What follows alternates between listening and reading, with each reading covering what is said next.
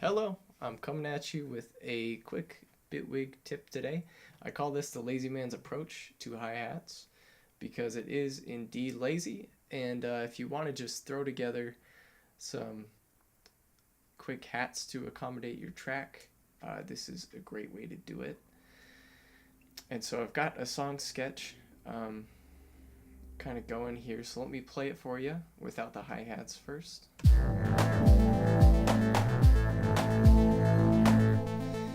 But yeah, anyways, it's relatively simple. We've got some drums, we've got some polysynths, but I really wanted to get some hi-hats going in there, and so I threw in the E-hat instrument, and then I'm going to go ahead and deactivate this for my tutorial.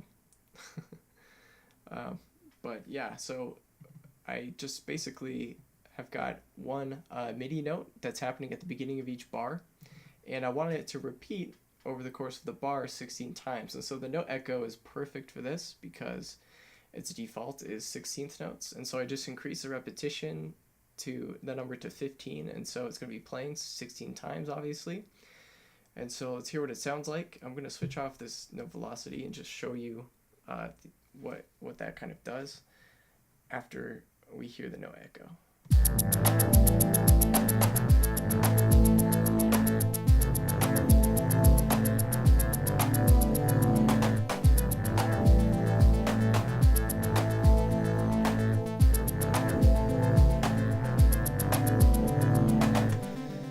So yeah, I played around with a couple of the parameters there as well, just to give you an idea of how you can also automate some of the options here with the note echo device.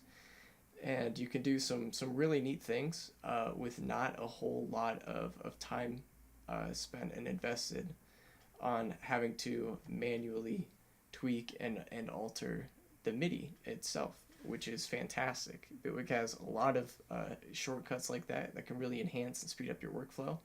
And so I've also got this note velocity, which is just going to give a more realistic feel to the hi-hats.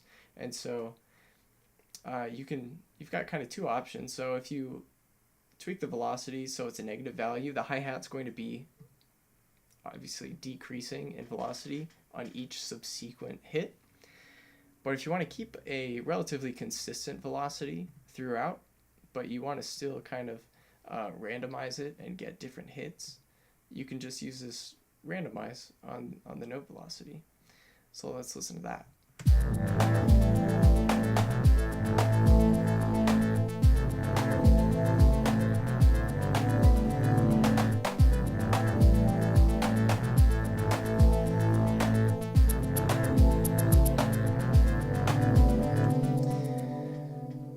So yeah, these two MIDI effects coupled together can help you get some really powerful but quick results with your hi-hat.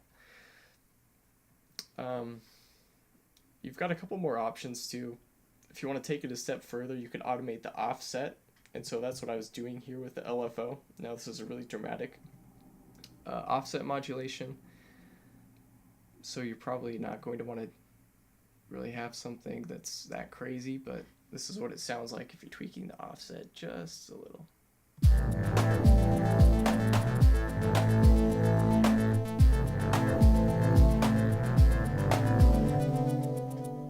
So even that sounds a little bit funky, but you've got that option as well. And so that's pretty much it. Also, with the note velocity device, what I really like about it, that instead of using the humanize function that you can use with MIDI and Bitwig, note velocity doesn't lock you in to displacing MIDI notes like the humanization would. And so you can come in, you can tweak the randomness to taste at some point later on down the road as you're developing your track.